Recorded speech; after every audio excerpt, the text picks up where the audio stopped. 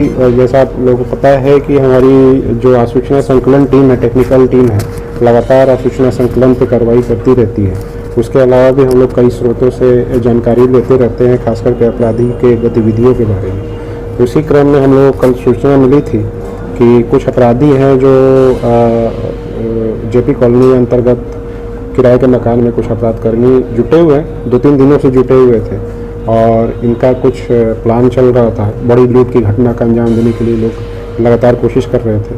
जो हम लोग को स्पेसिफिक इन्फॉर्मेशन था कि ये कुछ ज्वेलरी शॉप को लूटने के लिए लगातार प्लान बना रहे हैं, रेकी कर रहे हैं। उसी सूचना के आधार पर हमने एसडीपीओ सदर के नेतृत्व में एक टीम बनाई थी, जिसमें कि एसएचओ नगर, एसएचओ पंडौल और एसएचओ भैरव स्थान को हम लोगों ने रखा था। इसके अलावा अन्य पदाधिकारी जैसे मनोज कुमार नगर थाना से, शत्रुघ्न कुमार नगर थाना से, राजा राय नगर थाना से, लक्ष्मी कुमारी नगर थाना से, रानी कुमारी नगर थाना से और उपेंद्र कुमार सिंह। उसके अलावा हमारी टेक्निकल टीमें और पैंथर मोबाइल की टीमें, ये सारी टीमें को लेकर के एक टीम बनाई गई थी और जो सूचना थी वहाँ पे छापेमारी की गई, जहाँ से 4 लोगों को गिरफ्तार किया गया।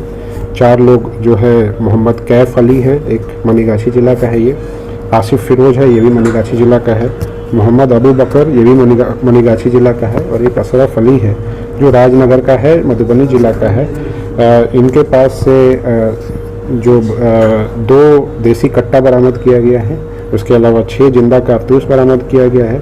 जो इसमें इम्पोर्टेंट बात यह है कि पंडौल में 6 फरवरी 2024 को एक लूट की घटना हुई थी, जिसमें कि जो अभी ये व्यक्ति थे जिनके साथ लूट की घटना हुई थी, उनके अपाचे मोटरसाइकिल को गोली मार करके लूट लिया गया था।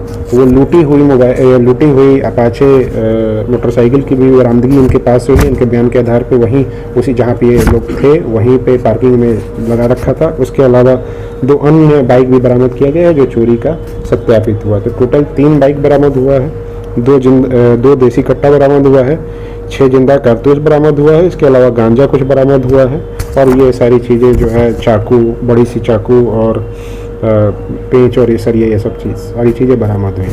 तो ये इनके ऊपर एक अन्य कांड भी हम लोगों ने दर्ज किया है, चूँकि ये लूट की योजना बना रहे थे तो उसके लिए एक अन्य कांड हम लोगों ने दर्ज किया है। उसके अलावा जो पुराने केसेस में इनकी इन्वॉल्वमेंट है उस पर हम लोग रिमांड लेकर के आगे की कार्रवाई करेंगे।